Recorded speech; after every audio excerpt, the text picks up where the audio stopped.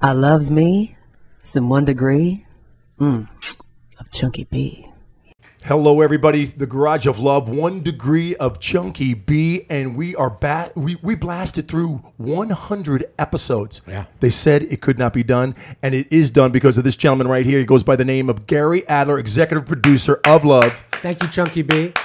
So we're still bouncing off the walls because we think we're extremely successful. And in the world of podcasts, I was going to say something else, but, you know, keep going. It's fine. I got a thank you in. Thank you, Chunky B. Oh, say something. No, I'm good. Go ahead. Let's talk about our beer sponsors. Let's do it. Check this out, ladies and gentlemen. Venice Duck, if you want to get your quack on.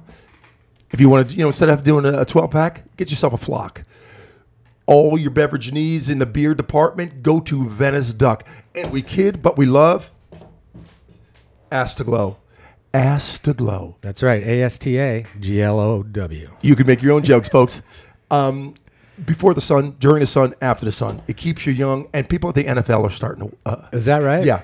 We've got some people out there. It's starting to get traction, and we're the springboard in the success for this company. Absolutely. Do you want to tease our guest a little bit? Yep. Yeah. We do this little intro now. Yes. I don't know if people have noticed. Matter of fact, hold on. Let's talk about it. Chunky B. It's Mooch. Are you out front, Mooch? I'm outside. Oh, man. Be right there. The guest is here. All right. Steve Mariucci, NFL Network analyst and the head coach and all that good stuff. He's out front. We're going to go get him right now. Adler, say something. Hey. Listen, we're going to sign off for a minute, then we're going to introduce Steve Mariucci. Hey, you guys, Chunky B. 1 degree of Chunky B in the Garage of Love. And you know if you want to get your quack on, you go to Venice Duck. And I'm not even kidding. This is a good beer. Tell your friends. Don't be afraid to get your quack on. Dude, this is actually a really good beer. It's fucking great beer. We're so lucky. Oh, shit, I'm still recording. Hey, you guys, music provided by Play Up Music. That's playupmusic.com.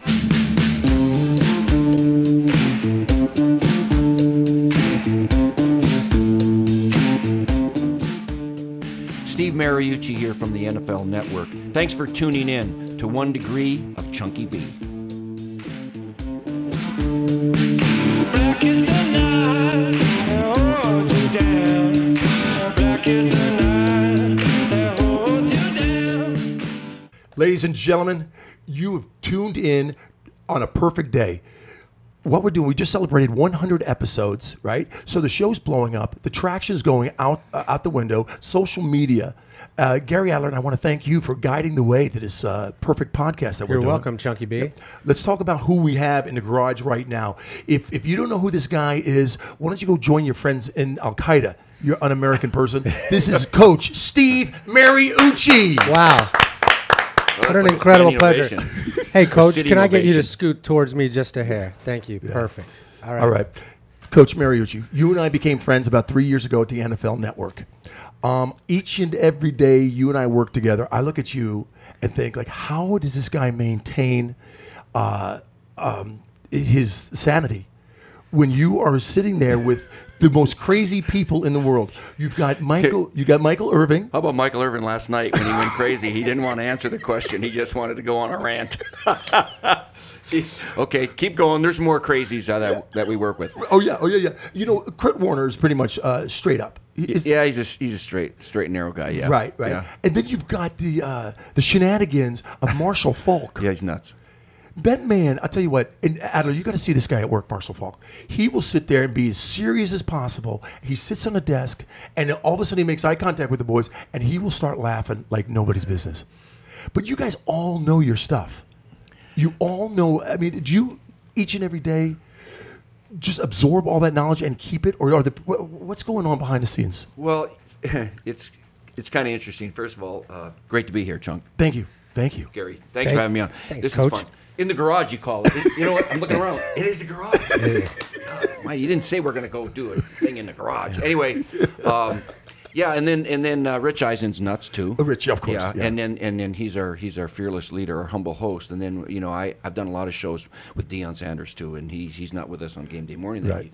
But it's a good bunch of guys. When I started, I'm not the senior member. Rich Eisen is. He was hired immediately, okay, for obvious reasons. Yeah. And then I was hired shortly thereafter. I've been there 11 years. Beat you to the punch. But really? 11? And there was only like a handful of analysts then, just a handful. Mayock and Burmeister and Solly and just Rich. And so, I'm not only am I the oldest guy around there, at 60, but I'm tenured there quite long. And now there's like 85 analysts. Yeah, there's a lot of people. They're everywhere. I don't know everybody anymore. Yeah, so it's a huge. big team. It's huge. It's a good team, but they kept the guys together because we get along. You see that. We get along. We can kid each other. Right. We can be serious. We can laugh. And that's off camera, too. Because, no doubt. Marshall Falk came out to my golf tournament in Michigan. I didn't even know he was coming. That's a long way to go from San Diego to Marquette, Michigan. And he didn't even tell you? He ran the whole way? Yeah. And he boom, there he is. And I know he loves to golf, but that's a long way to go to support one of my events. That's awesome. So, we do a lot of things together off camera and privately, yeah. I got to ask you, let's just talk. Let's get to basics. Let's just run down the resume quickly. Okay, we all know, and I am privileged, believe it or not, to have met your nephew, who's in town. Joy. Yeah, and you're out of Northern Michigan. Yeah. Growing up there, you know who else is from Northern Michigan? No. Who? Well, you know my buddy Tom Izzo and I grew up together. He's the Michigan State coach, right? Yeah. All right, well documented. But so I was just listening to a podcast. Alec Baldwin has one, and he had Howard Schultz on. Okay, Howard Schultz. All right, you guys drink Starbucks coffee? Yeah, of course. So he's the founder of Starbucks coffee, and actually he bought it. I think my wife might have paid for one of their bathrooms. Anyway, he went to Northern Michigan University too. And he went out for football. And he got beat out by this little Italian guy named Mariucci. So he ended up quitting because he broke his jaw. Yeah, he was an 18-year-old kid from Brooklyn. Wow, no way. Yeah, so he was also from Northern Michigan, and he probably is our most distinguished alum, okay? Nice. But let me ask you, back in the day in high school, you were a baller. You could play football. Well, I was okay. I was just okay. I wasn't recruited. But weren't you an All-American? I was an All-American college. Come on, Coach. College, an All-American. Heisman Trophy candidate, ranked all season. And it's kind of crazy, too, because I played for a Division II school, Northern Michigan University. Sure. But back then, there was only two divisions. There was University Division and College Division, College Division, Division II. And that included the Delawares and Gramblings and Central Michigans and Troys of Alabama and Boise States and all of those. A lot of teams that are Division I right now and Division I AA, they were all in Division II back then. So it was very, very competitive. And so we won the national championship one year, 1975. In fact, nice. listen to this story, because right now we're doing a feature. Not we. I'm part of it because I was on the team. Right. 1975, we won the national championship. Okay. Right. In college football, Division II. The year before, we were 0-10. So right now, they're doing a feature on that turnaround because so far, they're researching it. It's never been done before where a winless team becomes the national champion the next year. Wow. In football, in any college sport. Wow. Men's or women.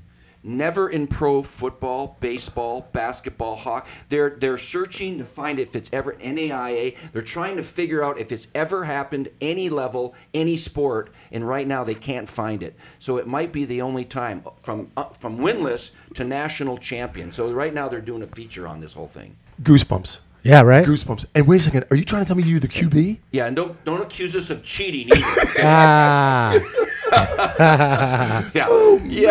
I played a couple games when we were 0-10. We got our brains beat out, and then the next year we won 13 games and won it all.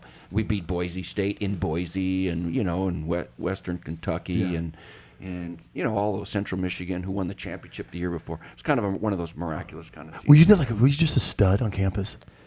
You must have been just walking around. That must have been Babe Central for you. No, you know what? It's a great question, Chucky. That's awesome. Listen, when I was a kid, this is no lie, Gary. When I was a kid, I had a speech impediment. Really? I couldn't say my etheth.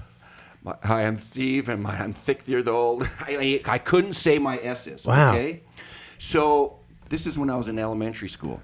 So because of that speech impediment, then I had to go to speech therapy. They had to pull us out. There was 2 other guys, David and Don. I won't give you their last names.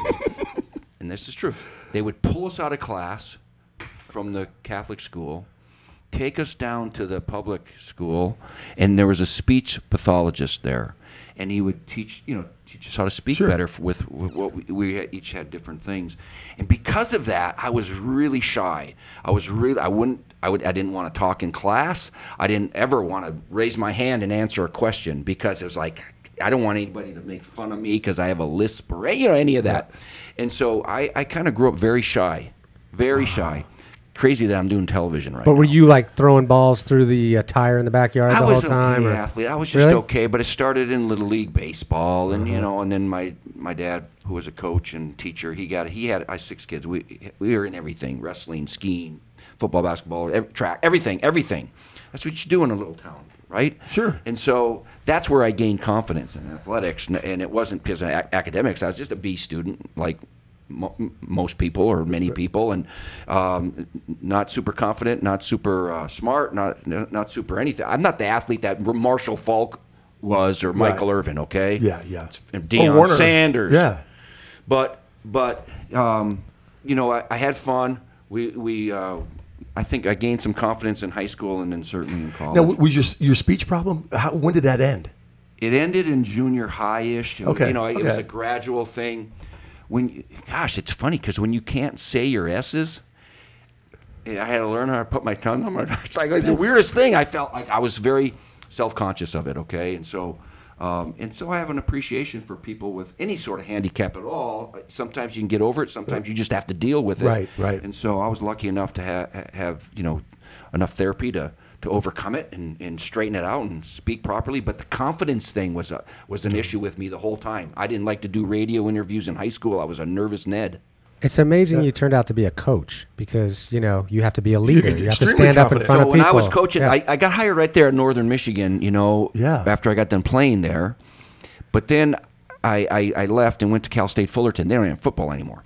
Dropped football. Right. But what you said, Gary, is true because I said, you know what, if I'm going to be a coach or a head coach, I need to be more confident. I need to be better on my feet speaking. I took one of those Dale Carnegie classes. Have you ever done one of those? No. It was like, 16 weeks or 20 weeks or whatever it was, like every Wednesday night, and they teach you how to give a speech and how to present yourself and how to do different kinds of talks and prepare for them and be good at it. And I felt I needed it. I felt I needed more help, learning how to be that guy for coaching and teaching purposes. Mm-hmm.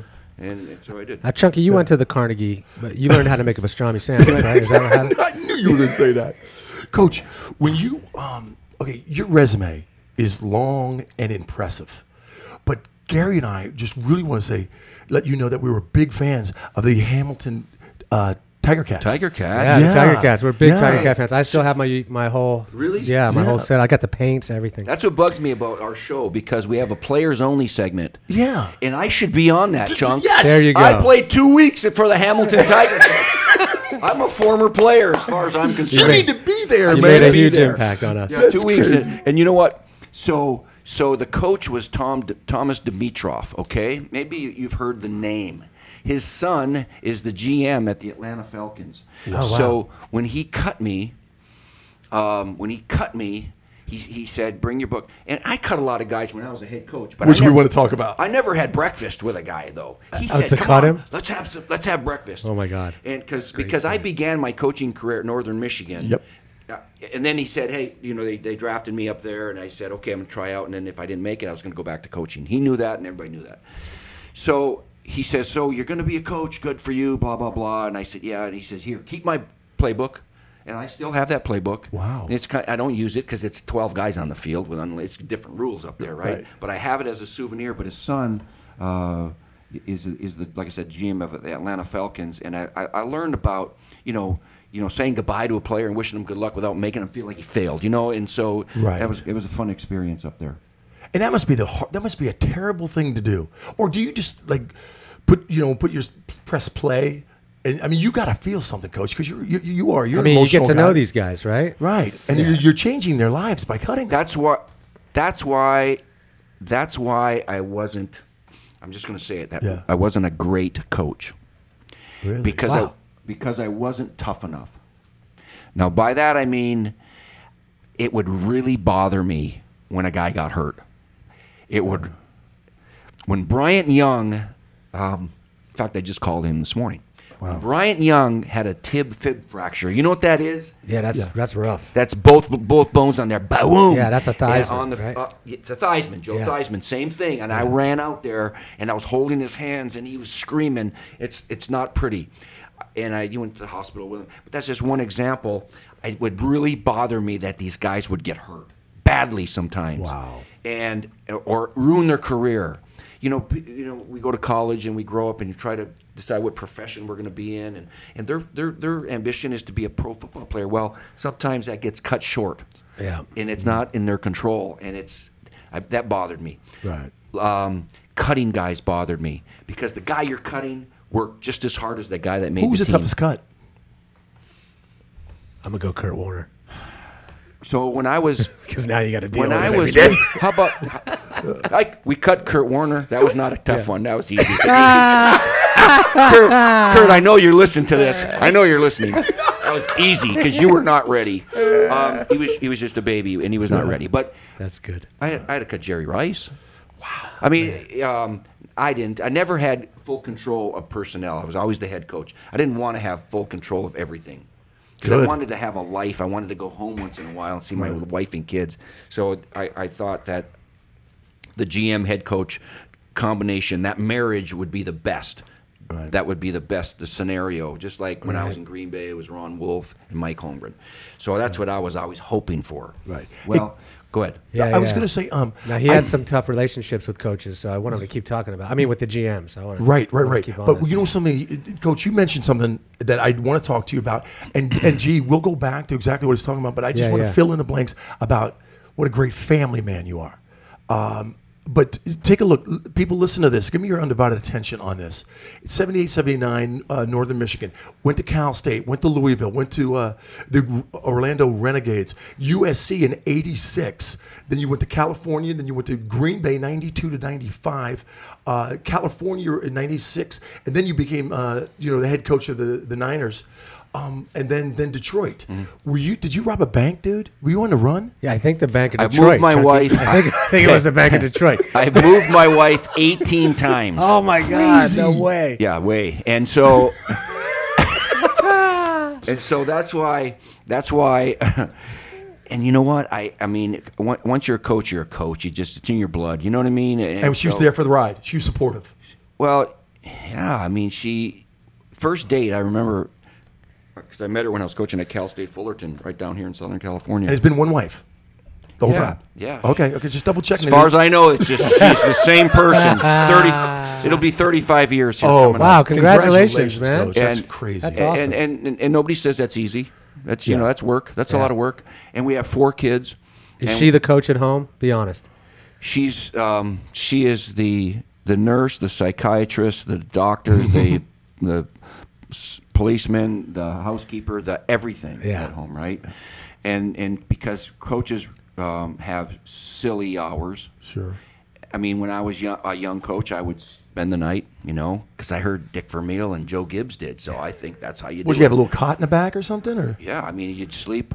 Sometimes you wouldn't sleep. Sometimes you might lay on find a couch for a couple hours, and I thought that was necessary. And she'd be on the phone, when you coming home? And she'd be crying, and I'm going, I got to do this, this, and this, But then I realized once I had kids, there's no way I'm going to do that. And then every coach that you work for, and for example, Mike Holmgren is a family man. He had 4 daughters. He's not doing the all-night thing, all right? And he would say, make us. He goes, all right, get your work done. You have to be efficient enough to get your work done and smart enough to get it done and go home and get some rest. Right. I do not want a tired team. I don't want to have a tired coaching staff. Right. Figure it out, but get out of here. So he wouldn't allow that, and I learned that it's not necessary. When you were moving around, it was such pace. What was Steven, Tyler, Adam, and Brielle? Whoa. Yeah, Were they all in tow? There's good and bad. There's pros and cons with the nomadic gypsy kind of a life. Okay, we didn't offend anybody there, but because you have to uproot. I guess it's harder on the wife because you have to find new babysitters, new friends, new pediatricians, new schools, new grocery stores. Everything is new every time you move. The kids, when they're younger, they hit it running. They would make new friends before the truck is unloaded. Right? Really? Oh, really? Gosh. It's like the street I just pulled up on. I bet there's a bunch of kids. Oh, no doubt. So you got 8-year-old kids or 12 or 6-year-old kids. Boom, they're out there searching for friends. Okay, that's easy on that. Now, when it gets later in their life, high school, forget about that. It's a different ballgame. I moved when my kids were older to Detroit, and it was not good. Yeah. They did not want to move to Detroit. They did not, and I asked them to, and they're 2 in high school. That was the worst time to ever move a kid. Was there some strained relationships going on? A little fighting? I had a lot of tears. I had some sad kids. My oldest son, well, not my oldest, my oldest son was in college at the time. My other son was going to be a junior in high school. The other one's going to be a high school freshman. Well, the one that was a junior, Adam, he was so distraught that he couldn't. He spent 1 year there, but he moved away from his girlfriend, his athletic teams, his friends that he grew up with, all of that. And he's out there by him. He felt by himself. He begged me to go back to California for his senior year, and I let him go. I let him go. I kept my home in the Bay Area. Okay. And then I had my wife's brother, Mike, live in the house. Oh, wow. And he had the cool house. He was his guardian. He had the whole house to himself, basically. He was that kid. And we were back and forth a lot. That's awesome. It worked. But now, isn't he in football now? No. So my oldest son, Gary, is associate athletic director at the University of Maryland. ACC. He's doing great. Loves Maryland. They just had a baby boy. I am a grandpa now for the first time. Congratulations, Coach. It's the greatest thing on awesome. Earth. And so they're just so far away. And then I have one son, Adam, who's now in New York and married. And then my other son is in San Diego. Our baby, Brielle, is a senior in Boston College. Wow. So good for you, Coach. It goes by fast. Before we go, and the next subject is going to be like egos and how we had to deal with some major I have egos. a couple tough questions, too, if you don't mind. But before we wrap up, I want to tell a story. We're not wrapping up. We're not wrapping. I got nowhere to go. It's been 20 minutes. Okay. Yeah. Okay. So check this out. Okay. I go down to Del Mar, California, excuse me, for my son's lacrosse game. Right. Excuse me, I'm getting choked up. So I'm sitting at the bar at this nice restaurant, and this woman next to me who I don't know. Red Tracton. Yeah, exactly. And we start talking, and she's like, "Are you a football fan?" And I'm like, I'm kind of a football fan, sure. Right. And she was this right over there is a coach, and I look over and it's Coach Mooch. Nice. And I'm like, I'm gonna go say hello. And this woman was like, No, don't do it. Don't be that douchebag. Don't be the douchebag. I'm like, I'm a football. I love him. He was a Niners guy. He was. She's like, please, that's so embarrassing. So I get up, and she actually, this strange woman, grabs my arm and says, please don't do this. And I'm like, I have to. So I go over, and Mooch is right there with maybe 10 people at his table. Right. Right? And they're having a good time. It would be normally the most inappropriate thing to do. No doubt. Moment, right? No doubt. Okay. But I was like, do I risk it? Because I'm so out of place. What are you afraid of? What's the Right. problem? That's what I'm thinking. Like, I didn't know, I never really hung out with you outside of work. So I go up there, and he looks at me, and I could just see the thing. He's like, oh my God, yeah, Chunky. Brings over a chair. I'm like, no, I'm not going to join you. Good. Everybody at the table engages in the conversation. Could not be nicer. Asking about lacrosse, nice. Right, and all this great stuff. So we hug and kiss and And can you put? Yeah, hang on. Let me get a close up of that. Push in a little tighter. Right there. That way. That's our graphics department. There it is. Right. That's me and Mooch down in Del Mar. You see that, Nice. Coach? But check this out. He's talking about his wife. This man is in love. Can you see this? I know I put my big head in it. But You got to move it closer to the camera, buddy. Okay. Oh, look at that. You see Mooch dancing? That's the waitress, right? You remember that, Mooch? I have that's a swimsuit on and a t-shirt. We came right off the beach. Nice. We're at a nice restaurant and I have a swimsuit on, okay? That's crazy. That's Del Mar, right? Yeah, that's totally Del Mar. We're celebrating our anniversary. Yeah. Sort of. I missed it a couple of days. Yeah. check this out. I'm sitting at the bar, and I come back. I go back to the bar, and this woman was like, "Who the fuck are you?" And I'm like, I'm a football fan. If I had a dime, that's why we named the damn show 1 Degree of Chunky B, man. Yeah. But then I go to Mooch's his waitress. And I said, "Hey, listen, I want to send over a bottle of wine." Nice, right? It's good. I knew they were celebrating. I knew there was an anniversary. Mooch was dancing. It was an event. Sure. And the lady goes, "They're drinking some blah blah blah reserve. It's $250 a bottle." So you're like, "Can I send over a half a bottle of wine?" Not even a half. Okay, that expensive wine was not my idea. Okay, but you know something? You're kind of a high roller. I mean, come not- on, Detroit did you right? I saw. Didn't you make some? Gary, what's the numbers on Yeah, Detroit? $25 million, 5-year guaranteed deal. And you were there how many years? First of all, the government takes half of that. Okay, start with that. Okay, I'll start with that. So Let's start with 12.5. Hey, Judge Judy makes $40 million a year. Yeah, all right? That's uncalled So for. just- That's uncalled for. That's crazy. No, I'm not apologizing for the profession that I was in. Hell no, man. I miss it. It was awesome. It pays well. There's a lot of benefits. It's not long term necessarily. It was awesome. Do you love what you're doing now? Love what I'm doing, and It shows. I've had many chances to get back into coaching, but I was gonna ask about I've that. been doing this for 11 years now, and I like the people I work with. Not just because Chunky's sitting here, but we get along with everybody, Yeah, you right? do. Yep, it's a great group. Are you still Your buddy entertaining Reed offers? is nuts. Okay, I mean, all you guys are nuts. You think Michael Irvin is nuts? These guys add fuel to the fire. I believe it. Yeah, you do something. First of all, the NFL Network, the Pearl Show, is game day morning on Sunday mornings. That's right. And as a crew member, it used to be like, oh my gosh, you call time. It's Sunday mornings at 3 a.m. Right, but. And there was different directors and there was different things, but now we made it like the cool freaking show. Everybody now wants to be on game day morning because you've got the greatest director, I think, Tony McEwen, and then you've got the greatest talent. Yeah, you know, from Eisen over to Irvin, and it is just. I am so blessed. I would do it for free. That's how much. Don't say that. I know. Exactly. But Coach, what I want to do is, I think there's a little thing that I live by that you are like the poster person for. Don't confuse my kindness for weakness. You are the kindest guy, but you've got to have internal strength to deal with the egos that you dealt with. And I want to tell us some stories. Who was the biggest ego, and who pissed you off the most? Pissed me off? Yeah. Come on. That's a good question. That's easy. Oh, That's easy. I had a guy. Maybe you've heard of him. His name is Terrell Owens.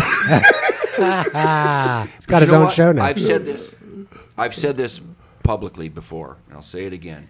Every coach should have the opportunity to coach a Terrell Owens or a guy like that. yeah. Like a Deion Sanders. Deion is different. I mean, Deion.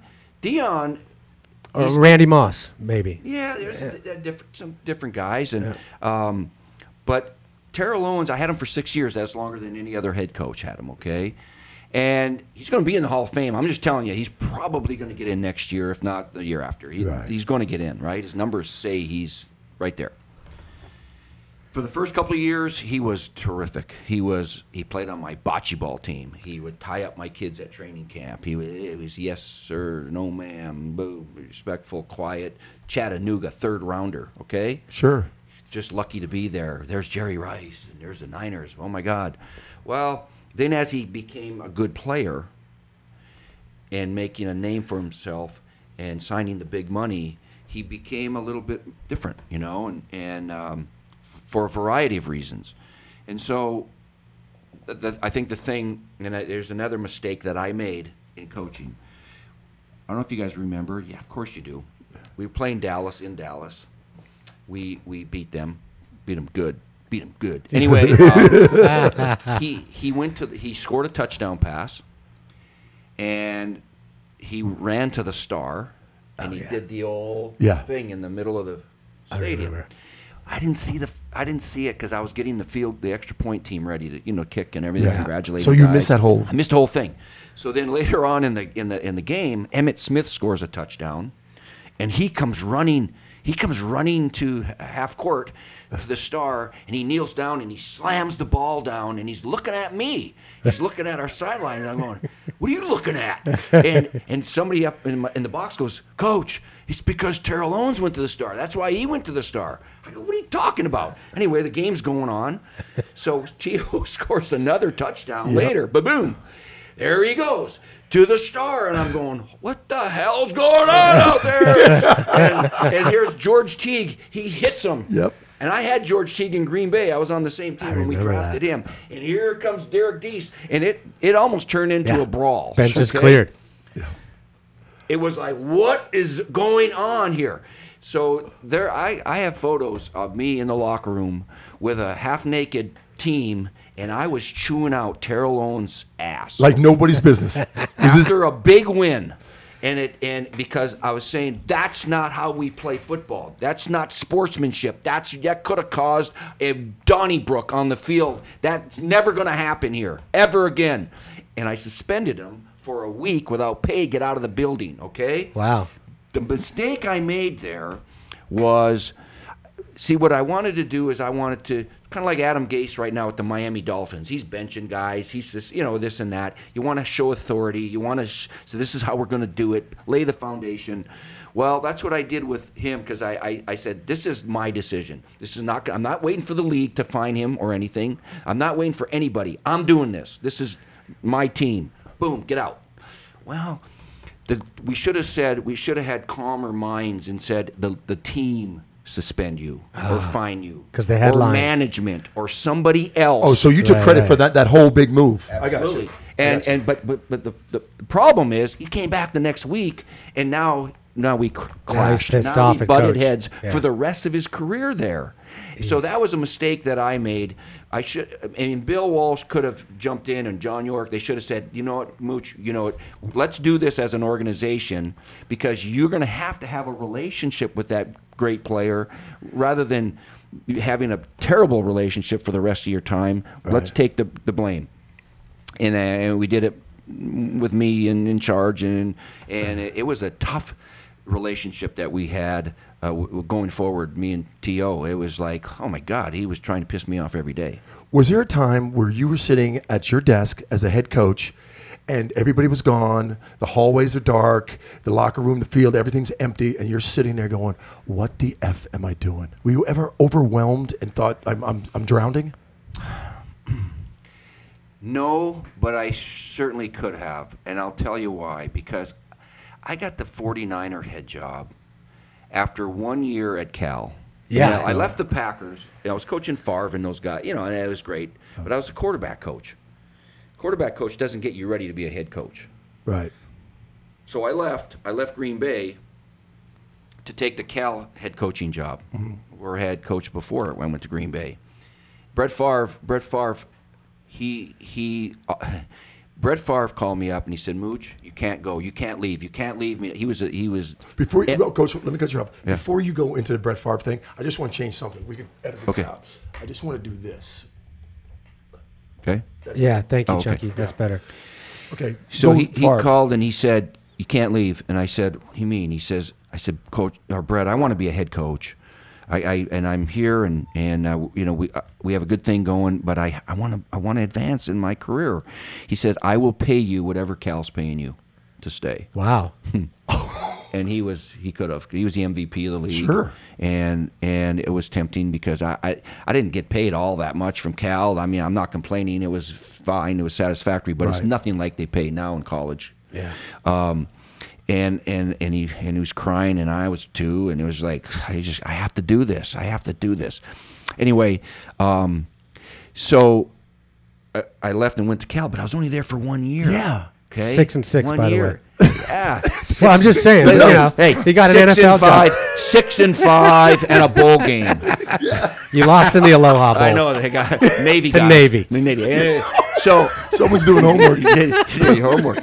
Good, and you have a good research department. I'm just saying. I mean, a head coaching job after that season, that's pretty impressive. I didn't. You got to have a personality to do that. Gary, I didn't interview for the job. There was no interview. Oh wow. Yeah, because there was a lot of flack about that. Was the years when you had to sort of interview. Well, you want to get to that? You will, but that's more in Detroit. Good. That's more in Detroit. Okay. And they simply they kind of, I don't know, handpicked me. Carmen Policy and Eddie DeBartolo said, Mariucci, you're coming to the Niners. I had no expectation of doing that. I bought a house in the East Bay. I was going to coach at Cal forever. Okay, and they made me an offer I couldn't refuse. and so it was like, oh my God. So there was some of that. It's like I don't even, do I deserve this? How am I going to do this? I mean, am I going to be okay? And so, you get a lot of self-talk like, come on, this is it. You can do it. Let's go. If I would have started off poorly, I would have had second thoughts about it. What a great first season. Because we lost our first game to Tampa, but here's what happened. And your last. Oh, sorry, I'm just saying. It was muddy. That's a span of 6 years, Gary.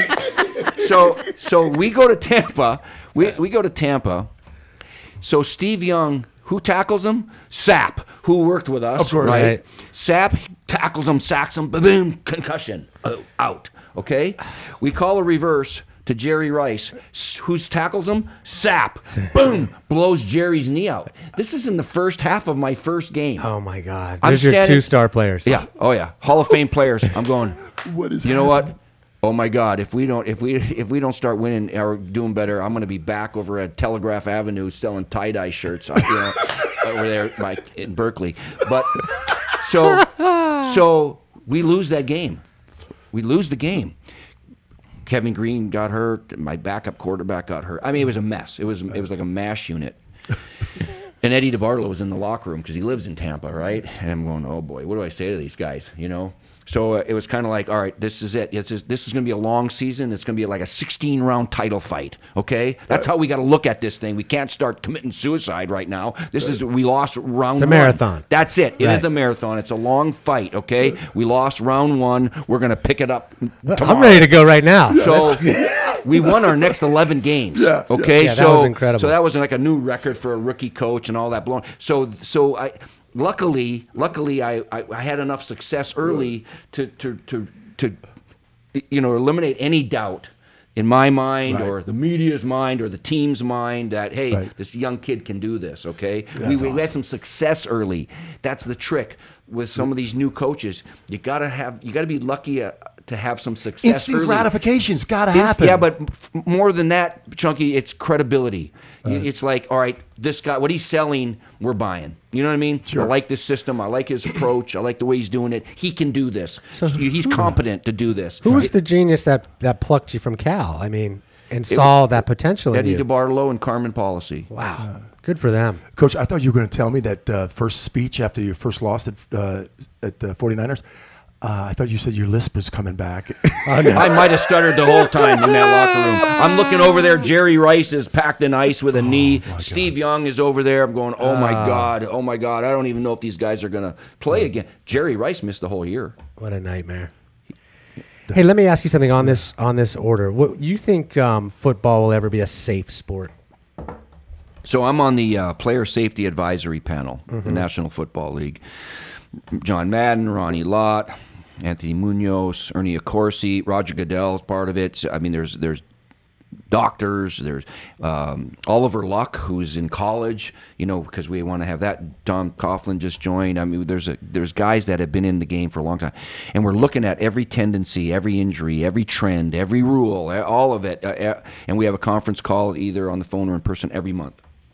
And our mission is to make the game safer. Right. And it's a violent contact sport. Let's face it, okay? That's right. There are going to be injuries. There are injuries in every sport. There are alarming injuries, especially in concussions in other sports too, but let's not talk about other sports. Okay. Let's talk about tackle football. Yeah. We're trying to certify coaches, younger coaches that coach youth football. We're trying to promote flag football so that more kids play flag football first rather than getting hit hit in the head at age 7. Or, you know, we're trying to do clinics for moms. We try to, there's tackling films out there, how to keep the head out of the game. You know, we're changing rules. We've changed the kickoff, which is the most dangerous play in football, by a couple things. Push up the kickoff line from the 30 to the 35. Why? Because it's more touchbacks. We eliminated half the kickoff returns. We eliminated half the concussions, okay? Right. Eliminated the wedge. You know, this year we're experimenting really with the touchback is now a 25-yard line thing, not a 20, hoping that more teams would just take a knee. Yeah, take a knee, all right? Yeah, Dolphins, take a knee, Dolphins. When they're getting the mortar kicks. And anyway, so that's what I do. Is the game going to ever be safe? Not completely, because it's you hit each other. You got the biggest people in the world going is faster than anybody else and slamming into each other. I mean, it's never going to be, and it's their choice to do that. Right, right. Like, what we've done with the last collective bargaining agreement, okay, which was a 10-year deal, you know, the owners won, I think, monetarily with, you know, they get a good chunk, a good percentage of the gate and of the revenues versus the players. It's fair, but the owners, I think, kind of won that deal. What the players got out of the deal is they're hoping for longevity. They're hoping for better health. We've reduced the off-season program. We've reduced the times you can hit and put pads on during the season. Yep. Only 14 times during the whole darn year you can put your pads on. Okay, that's not even one a week. I did not know that. And we eliminated the double days with, you know, in training camp with pads on all the time like it used to be old school. So it's hopefully keeps the players around longer so they can play an extra year or 2 or 3. And you like the direction it's going in?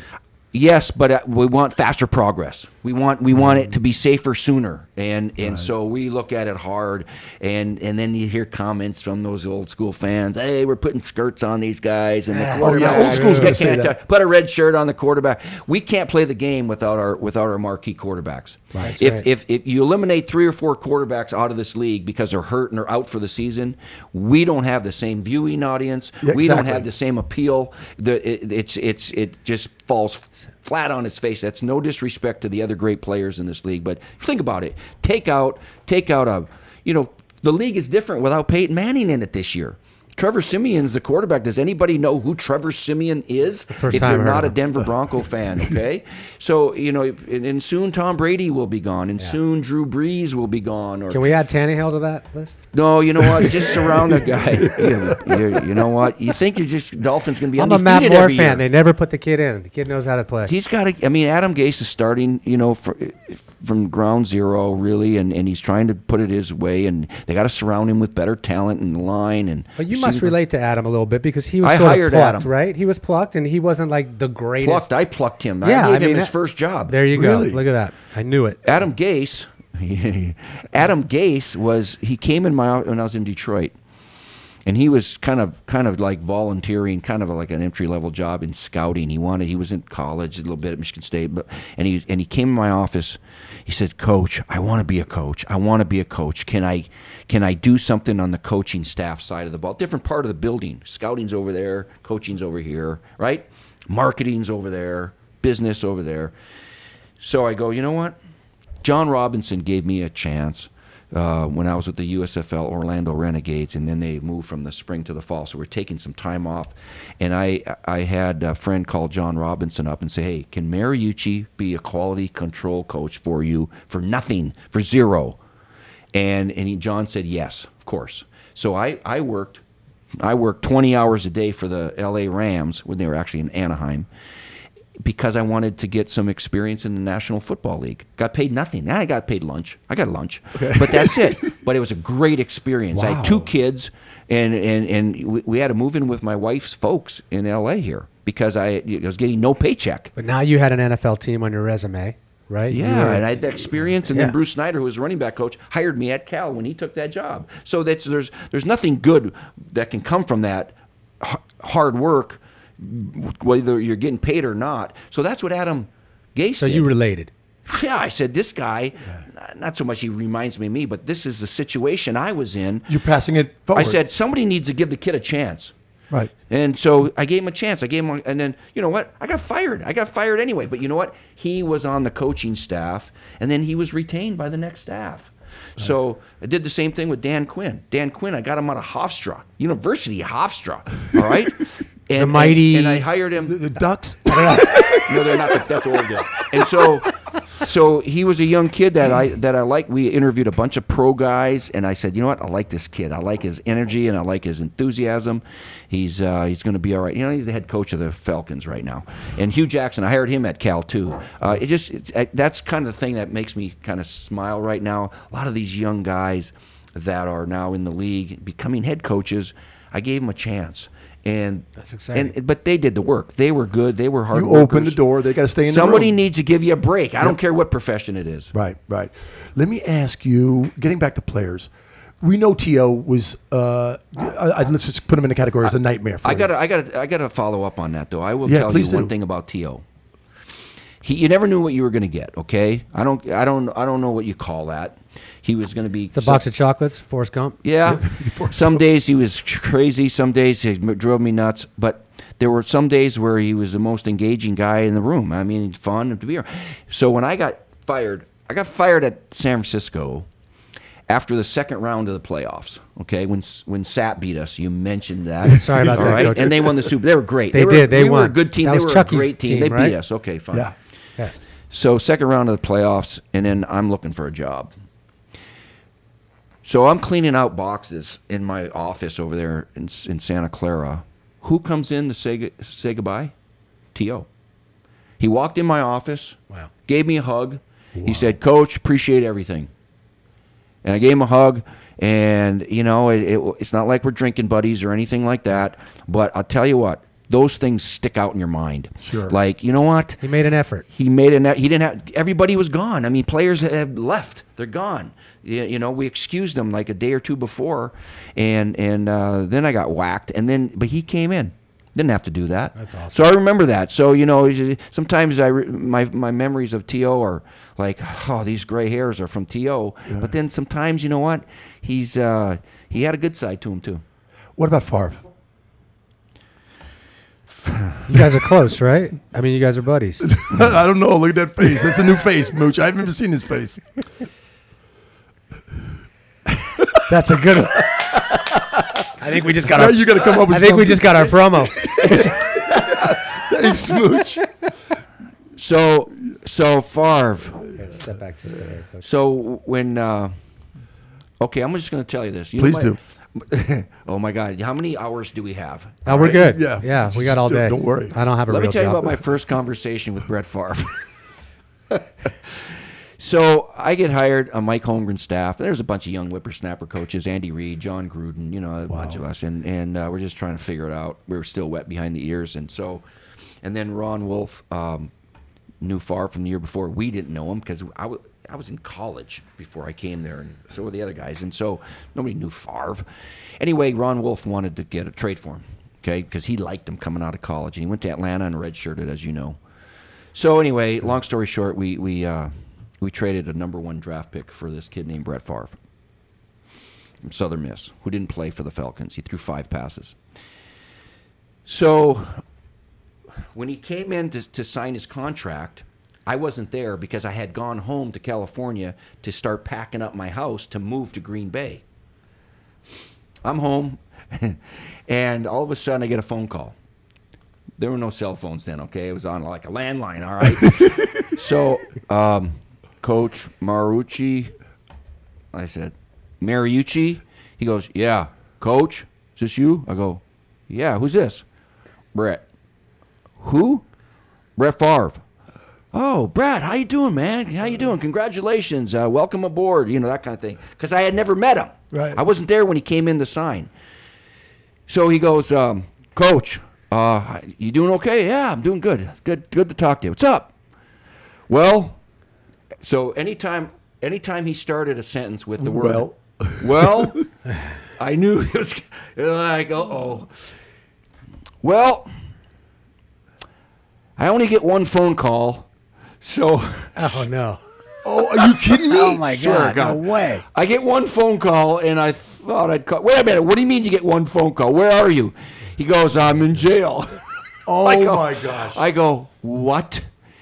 He goes, yeah, I just thought I'd call you and tell you. Let me tell you what happened, though, okay? Let me tell you what happened. I'm down here in Hattiesburg, and I was out, we're playing pool, and I had my sisters here and some friends and Scott and my brother, and we were out having a good time and having some beers and playing pool, and all of a sudden some guy bumped into my sister, and then she said something, and we're all pushing each other, and pretty soon the cops came, took us all in. We're all sitting here.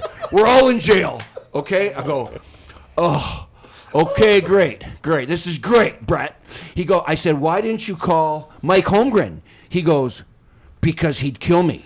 And I said, okay, why didn't you call Ron Wolf? He goes, he'd really kill me, so I'm calling you. He said, I'm going to kill you. Oh, that's so great. I'm going to kill you. And he says, no, listen, please, you can't tell anybody, okay? I go, okay, what do you mean? This is a secret between me and you?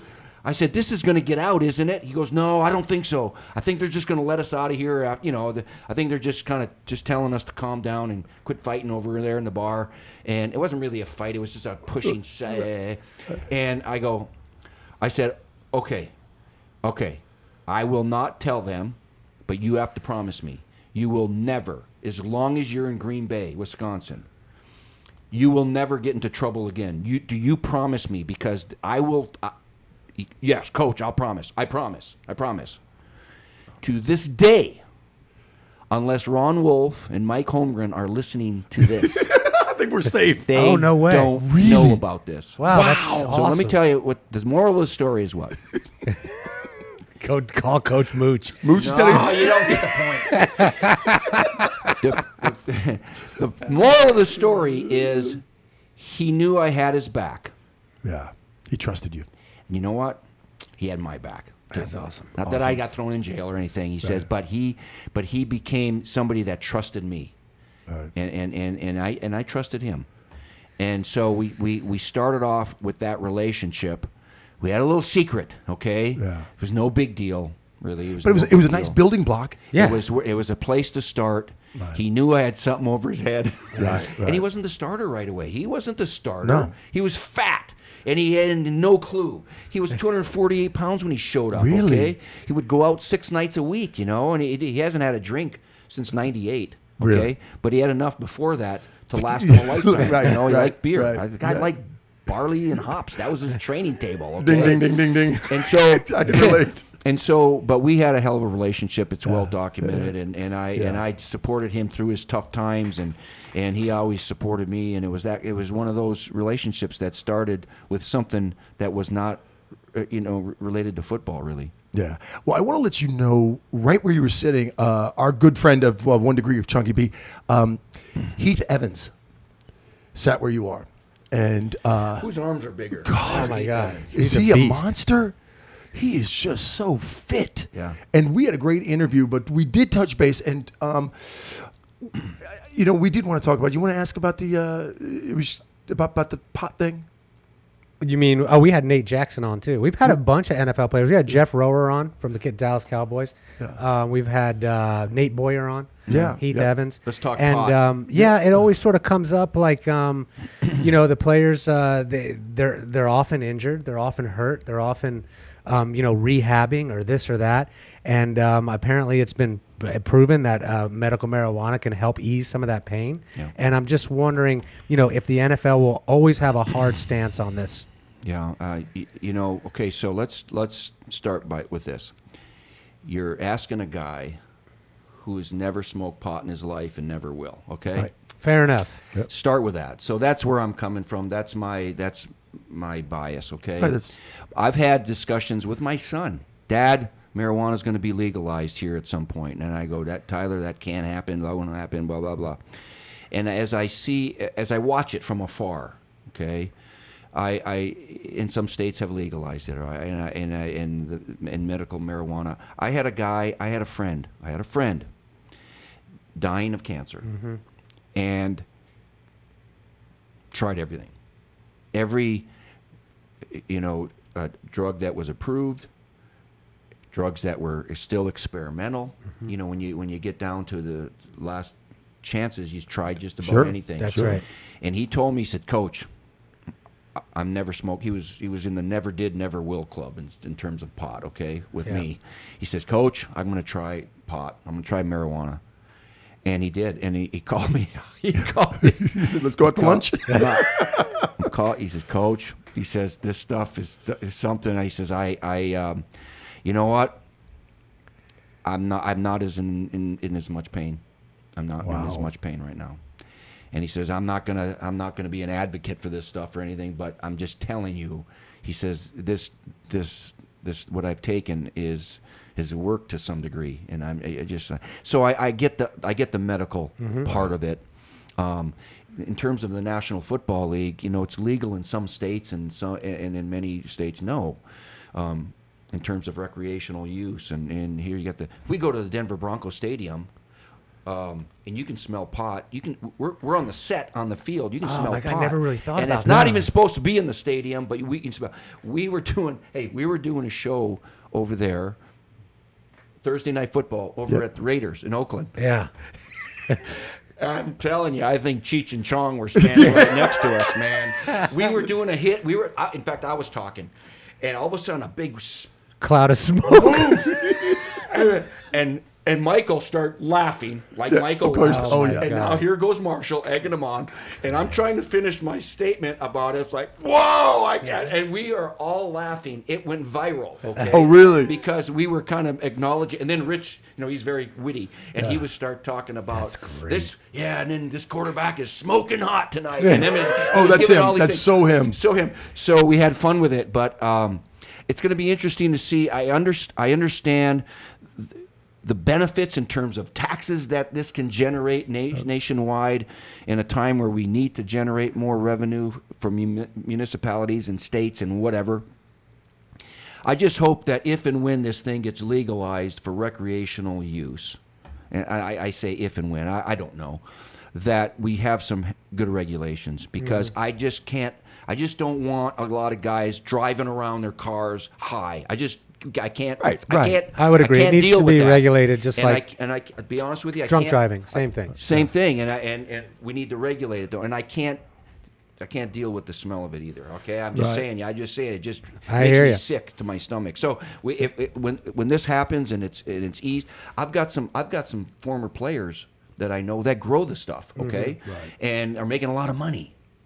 And so, we're kind of headed that way. But I hope if the regulations are such that, hey, if you smoke pot in your own house and don't bother me, I'm almost okay with that. You know what I mean? It's like, whatever you do to your brain, as long as you can't is up smell to you. it. It's up to you. Yeah. What are the? You don't drive over my kid, okay? And I don't have to I promise I won't do that, Coach.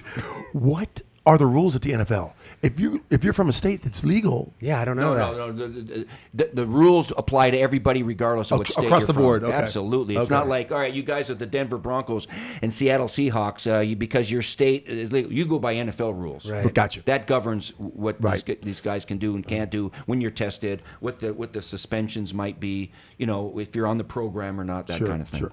Sure. Maybe not rule orientated, but Kaepernick. What's your thoughts? What's your thoughts on the? Well, now it's spread throughout the league. Yeah, and not just throughout the league, but in colleges and women's sports and in high schools and in that kind of stuff. So It's a tough one. It is a tough one, and I'm watching it from afar. It has taken on a life of its own. Okay, and Kaepernick, Colin, has really stuck his neck out there. Obviously. And I've said, you've seen us discuss this on the air. I have mixed emotions about the whole thing. First and foremost, every time we see an African American get shot by a police officer, this fuels the fire, right? That's right. And it happens way too much. It does, and I agree with that, and I think most people do. And now there's video of it. It's not like.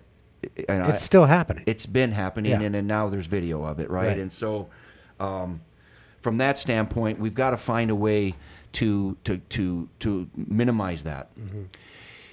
When Colin Kaepernick first sat, to be quite honest with you, I was kind of upset about it. I think everybody was. When I coached, and I swear you can find film from NFL libraries. When the national anthem played, I would get teary-eyed Yeah. every time. I would make my team, not make them. Right. I would just say, "This is Right. what we're doing." I had never had a guy say, "Wait a minute, I don't want to do that." Yeah. We were on the line. We were holding our helmet. Some guys put their hand on their chest and their heart. Some didn't, but they were in a line at attention Right. and respecting the anthem and the flag in this country. Okay. Some people think that flag out there and the national anthem represents the military. Yeah. And to a certain extent, it does. But to an 8-year-old kid, they don't know much about the military or the Blue Angels flying over. It's a patriotism thing. This is God bless America. You know what I mean? Yeah. Yep. So it means something different to each person. But I think Colin Kaepernick's message got lost in translation because I don't think he was trying to disrespect the military. I don't think deep down he was trying to disrespect law enforcement. I don't either. I think the message got lost a little bit. It's like, hey, we need to be more aware of this problem that we're having nationally, and let's do something about it. You know why? Because the politicians haven't done anything about it. Right. This administration hasn't done anything about it, okay? It's gotten worse, all True. right? Completely So true. and he was taking a stand that maybe we can help. Maybe pro football players who are, in the limelight here can make a stand, and people will finally recognize there's a problem. And talk about it. He got the issue being talked about. So he succeeded that way. Right. There was some fallout. There was some roadkill. There was some Absolutely. because he angered many people in the stands. He angered some of his teammates. He angered some of the military and the law enforcement people. They were going to boycott the police department in Santa Clara was going to boycott the games. Right. Okay. Wow. So that was unintended consequences, I think. He did succeed in terms of bringing national awareness to this issue, which I think has been a good thing. Okay. Agreed. But I told him, I said this on the air. I'm not sure if you were filming the show or not. I said this. I said I'd rather have him instead of in our arena because I don't like mixing sports and politics. I really Agreed. don't. We just came off the Olympics, okay? We just came off countries that are fighting each other. Their athletes are now competing against each other, which requires some sportsmanship. Civility. And it was very good. I saw Usain Bolt. He was doing an interview with this gal, and all of a sudden, somebody's national anthem started. He goes, "Excuse me," and he stood there at attention. That's classy. It wasn't even his. It wasn't Yeah. even his national anthem. So the national anthem is something that countries have to be prideful about, and it should be respected. It goes just for the record. When I'm in my living room watching sports with my son, Yeah, we all do. We we stand up and take, even at home, Yeah. we stand up off the couch, take our hats on. Love it. Yeah. I Love agree. it. I Love agree. it. I agree that he got the attention it needed. And I also think to myself, is there any other way he could have done it to get that much attention? And I Yeah. say no, there isn't. Well, I say yes. Really? Gary, because I said this on the air. I said, you know what? Okay, Cap, you made your statement. You used to stand with your hand on your heart, okay? You used to do that. Now you got attention, okay? We get it, okay? I kind of like what the Seahawks did. I talked to Richard Sherman about it. They tried to decide as a team what they're all going to unanimously agree to do. Right. And some guys said, I don't want to take a knee and do this. I have a brother in the military, or I have a friend that's in law enforcement. Right. I can't do that. Then what can we all do? They agreed to lock arms. Whites, blacks, coaches, players. That's the a whole great thing. statement. You know what I wouldn't mind seeing? I wouldn't mind seeing the fans in a stadium locking hands. Yeah, that'd be That's great. a great idea. Say, like, you know what? We hear you, but we're standing because it's a national anthem. And yes, we are going to do something But we're about it. united. We are all united in this. We get it, and we will do something about it because we're 70,000 together. And I said to Cap, you know what? I just got goosebumps. Yeah, I swear to God, and, Coach. and after the season, or even in your bye week, I don't care. Go march on Washington and do a peaceful demonstration, Yep. which will be you will be protected by your constitutional right, and you will be protected by law enforcement, so you can peacefully assemble and say what you want to say to those people that aren't getting it done over there. And so that's another way that's outside of the arena, because Right. like I said, I don't want people booing him or he's saying or when we were playing a sport, people paid $150 for these tickets, not to have a political view, but we want to watch some football. Okay, well, we can talk politics when we leave the building here. Yes, and you know love something, that. Coach? I was on the same page as you, but our good friend of the show, Nate Boyer, I just want to let you know, 1 Degree of Chunky B interviewed him second after ESPN. I know That's it. right. Nate was and I talked to Nate at the studio. Yeah. Right. Well, he called in. He was in Texas. He was in Austin, Texas. I give him a little text. Next day, we were doing a phoner with him, and he broke it down to the point where, and Adler, I think you were on the same page as Nate. What Kaepernick wanted is what we're doing right now, talking about it. That's right. You Yes, know, yes, so yes, mission yes. accomplished. But coach is saying enough's enough. Like, we get it. I'm saying, we're we having get the it, 'cause conversation now. Yeah. Let's get back to business. But I'd like to see Cap stand with his hand on his heart like he did with his teammates. I'd love to see that, and I'd love to see all the other guys. Will it the be Brandon soon? Marshall kid from Denver did the same thing, but they were teammates at Nevada. They're friends, okay? Yeah. And I get their support, but their support, you know, I don't think what some of these guys are doing, you know, they're holding their hand and they're nicking a knee. I don't think that's radical or crazy or anything. I think it's, hey, I'm here playing football. I respect the flag and the military and law enforcement, but please, they're crying out loud. Yeah. Do Yeah. something about this issue, okay? And we've got other issues too. We've got other issues in this country too. Oh, yeah, yeah, I mean, yep. you know, it's been well documented in the city of Chicago. There's been more murders in Chicago than in the Afghanistan and Iraqi wars. Okay, and that's like mind-boggling in one of our cities, one of our great cities. And so we have a lot of things, and that's you know, gangs and whatever else that is. But we've got some. We're not perfect. This country's not perfect. But when we recognize a problem, let's be aware of it. Let's do our best with a lot of smart people to fix it. That's awesome. Coach, Beautiful. Before we put a bow on this, and could not thank you more, and we're so grateful to have you. But there is one question we ask every guest. Let me get a close up. Hang on. Yeah, and this, of course, is our friend Reed's. He approved this question. He's your friend. This is podcast approved. Yeah. When you make love, do you like to do it regular or in the vagina? Chunky. Sorry, That wasn't the question I thought you were going to ask. Coach, let it go. Let it go, Coach. Let it go. That was not the question I thought you were going to ask. Did you see his face? That's crazy, dude. What a crazy. Don't answer that. What's We the just. matter with Yeah, I know, and I don't want to end the interview with that. But that's our shocker question. And of course, it's shocked all the our hell out of you. podcast fans. There's one thing that I do. Let it go, Coach. Let it go. I'm thinking about regular. And I'm trying to think of what you mean by regular. Because That's what a you whole mean nother by ball what game. Reed means by regular is probably different. Not than the regular. norm. Yeah.